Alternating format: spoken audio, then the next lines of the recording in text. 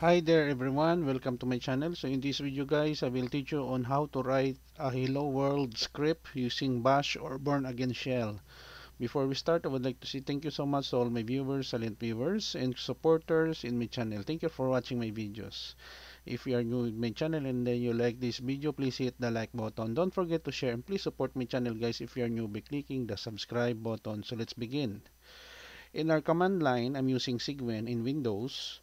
We will issue a command nano :editor nano hello dot sh for shell command. So we type echo space double quotation hello world. We close the word hello world. Control O to save. Enter. Control X to exit. Now, in Linux, Unix, or Mac OS, we need to have a privilege of the file. Right now, we have there the file, the hello.sh in our directory. So we will issuing a command chmod plus X to have a permission hello.sh.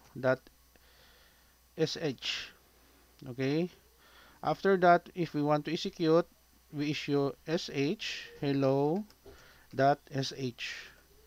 So we have here the output hello world. Another way around to execute is that slash hello.sh. It will execute also our hello script in bash or born again shell. So if we want to display the content, we issue a command cat hello.sh.